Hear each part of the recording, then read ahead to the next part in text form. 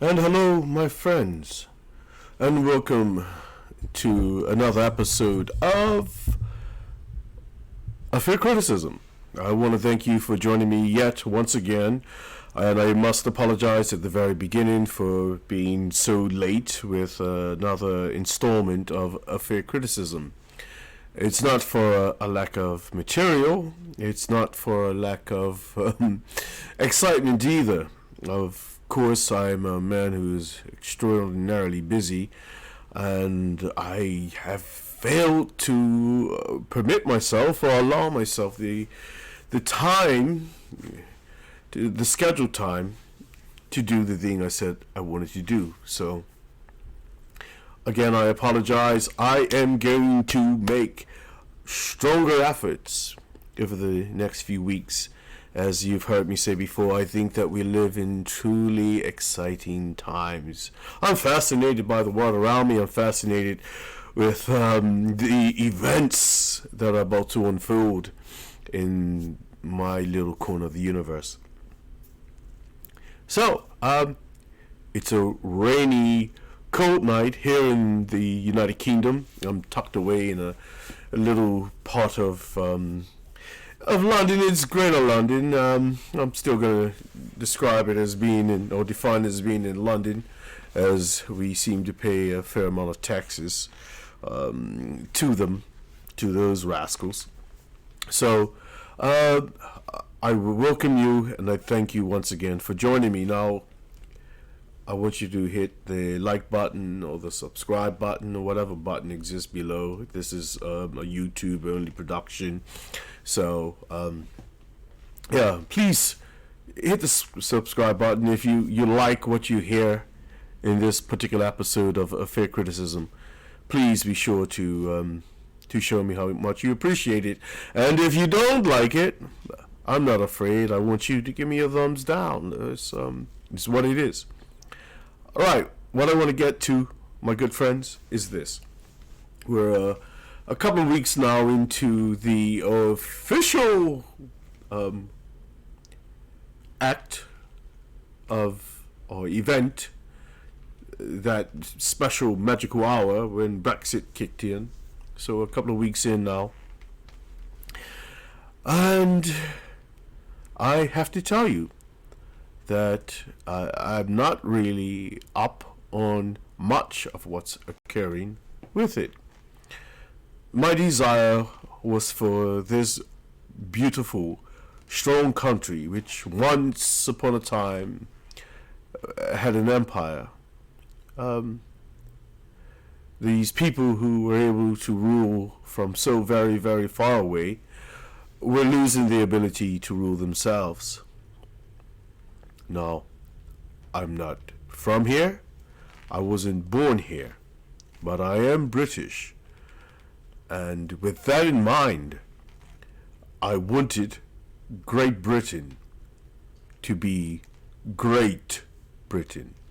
Now, don't get me wrong or don't misunderstand me. I simply understand this. This is what I'm trying to say.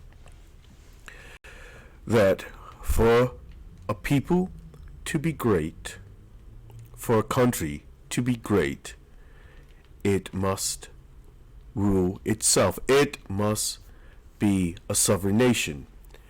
And I saw that the United Kingdom, I saw that Great Britain was slipping into the clutches of mere bureaucrats.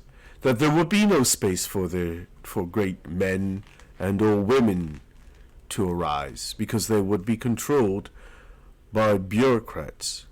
So this is something I'm deeply, deeply opposed to occurring, as a man who defines himself politically. I'm in the aisle of the libertarians. I have a very, very strong belief. It's not a certain belief. It is quite certain, and steadfast and strong belief in the right for not just for a people to determine their lives, the situations in their lives, the outcomes in their lives, but also, of course, the individuals. And so the smaller your government is, the more control and say that you have over the goings on in your own life, which is determined a heck of a lot today by big government. Well, you need to wrest that control back. So this is one of the steps that Great Britain has embarked on. Now, having said that, I want to be fully understood with what I'm about to say, that I am a supporter of Boris Johnson. I am a supporter of the head of the government that I get to control, that I get to be partly responsible for. Now, I will tell you, I did not vote. I did not vote in the previous general election, as I'm still trying to earn my claim to voting. Now, I can vote, just by my right of birth, having left the land of my very birth country, but I'm afforded all the rights and privileges of any Brit. It is a small exchange, I think, for the fact that the land of my birth is still a colony. But I would rather be slightly noble in my interactions with British people, with Englishmen and women.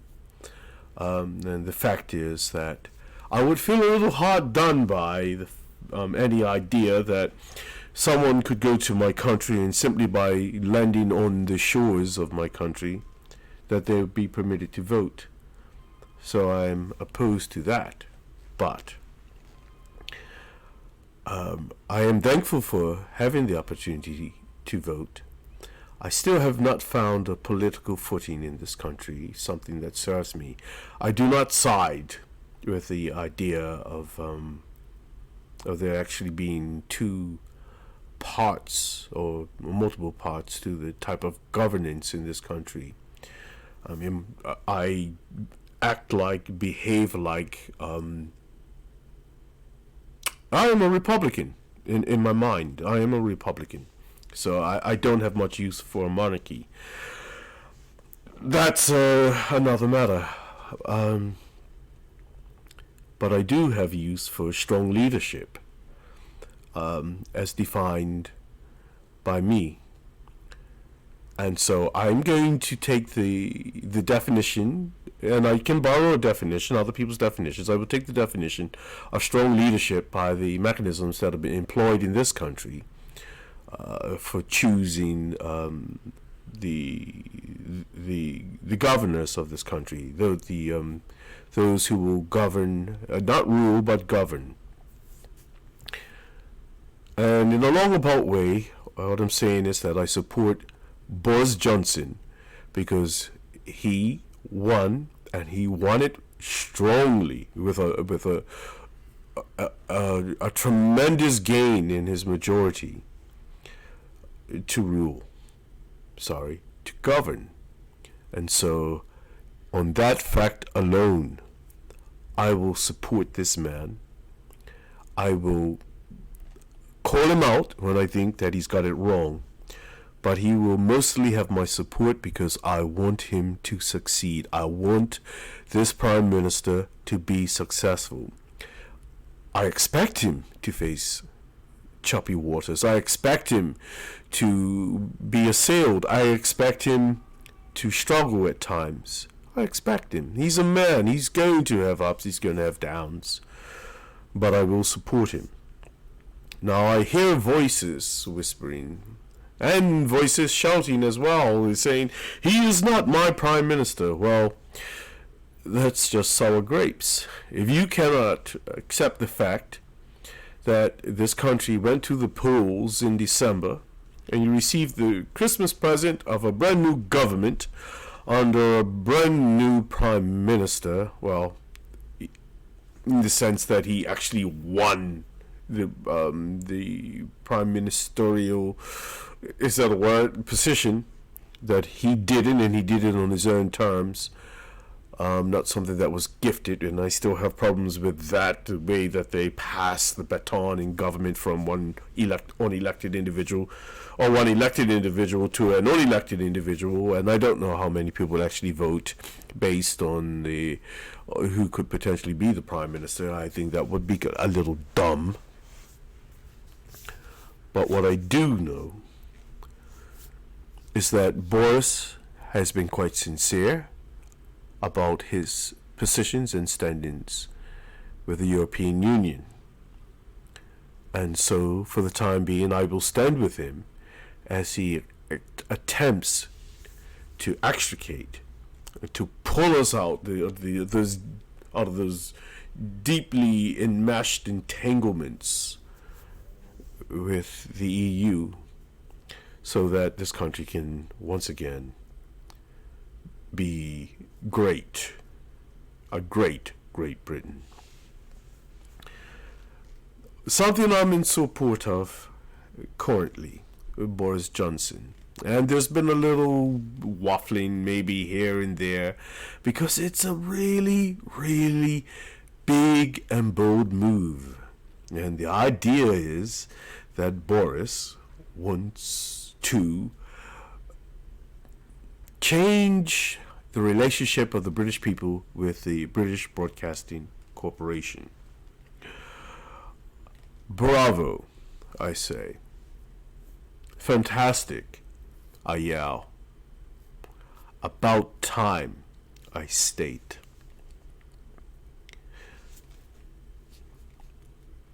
The BBC, the British Broadcasting Corporation, is something that I've been listening to, been watching since I was a wee young lad. I probably discovered it when I was I was probably 9-10 years old. On a Saturday afternoon, I remember I would listen to football match results and other programming. I remember listening to The Goonies. I remember listening to Portia Faces Life and other fine BBC programming. I considered it to be a moderate and fair reporter of the news. I considered it to be horizon expanding. I enjoyed listening to new artists. I learned to appreciate classical music. I learned to appreciate the what is it? I guess pop music, as they did also have their own pop show, the chart show. And I remember all of these things during some of my more formative adult or pre-adult years, and I grew up to really appreciate the BBC. At this point in time, I say I still support the BBC. There's a caveat I must attach to what I said just now about growing up.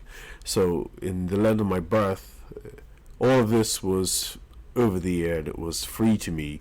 In the land of my birth, we don't pay, or we're not forced to pay for the BBC to receive the services. And I recall even our cable channels, they furnish us with an Americanized version of the BBC, and that's just covered in your cable bill. So there are no additional licensing fees to watch or not watch programming. Now, I am offended today that to watch any programming in this country, I must have a license for the BBC. At some point, the British Broadcasting Corporation can produce some fine programs. I would tell you, I'll give it to you. Some kudos for some of your programming, and for some of your other programming, absolute tripe. I have no interest in it. Now, as my tastes have morphed, as my desires have changed, I have less need of the BBC.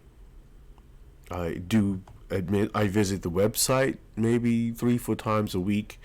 I check out a few football results. Just want to see what's the lead story in the United Kingdom. On the page, there's stuff about Dancing with the Stars and Love Island, this and this game show, and I have no interest in these things. I have no interest in supporting the creators of these of either the programs of chasing the celebrities. I don't care. Honestly, I don't. And when I don't care about something, I don't pay for it. If there's a movie I wanted to see, it means I care enough to get my bum out of my seat, out of my chair, and get to the theater or the cinema to see the movie, to see the film. Sorry, I'm in Great Britain. To see the film, I will pay for it. I vote to see these things. I desire to see these things by using my feet and my wallet. Well, apparently the BBC has some special arrangement with the government where it can demand payment from me for programming I don't watch, that I don't read, that I don't care about. That's insulting. That you would automatically receive money from me because I watch stuff on YouTube, perhaps, or that maybe I watch ITV. You need to get money from me because I watch other people's programming. That's gangster. Now, I'm a little fond of gangsters, but not when they're working me. No. Not when you're working me. So, Boris, I want to just tell you that I support you in this current endeavor to help resist these licensing fees. Now, there's been a report in the Times about Boris Johnson being at odds with Dominic Cummings over the BBC license fee. Now, they will have the conversations that they need to have. And if it is a small change or a large one, I think the change must be had. It must be sought. People who don't use a product should not be forced to pay for it. Can I say that again? People who do not use a product should not be forced to pay for it. It's an insulting practice, and this man, Boris Johnson, has my support as this practice must come to an end. So, as it is, I support this action, and my support for this action has been increased recently because we have found out that the BBC is planning on producing a program with the child prodigy Greta Thunberg. Now, I cannot wrap my mind around this one, in all honesty. So we have a little girl. Yeah, she's a little girl from overseas who has multiple conditions, who has somehow wrenched the ears of so-called world leaders, those who are gullible enough and woke enough. She has wrenched their ears. She's got their attention. And for some reason, some buffoonish individuals at the British Broadcasting Corporation have decided to give this foreign child her own program. Think about that for a moment. Think about that. So here we are, being forced to pay licensing fees so that some small group of elitists can gallivant around the country or the globe with their camera crew, with all of the logistics that must be employed to travel around to follow this poor child who requires some attention,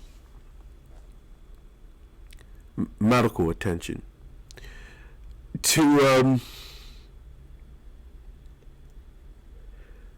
record her as she blazes a trail around the planet. I'm sitting here in awe that there are people who have been bamboozled by someone who lives in an echo chamber. That there is a young girl who has very little ability for critical thinking. I don't know any 16, 17, or 15. There are very few 20-year-olds that I consider possess enough critical thinking skills, in my opinion. And I stand as a man who's in his 50s, and I'm still developing, desiring improved critical thinking skills.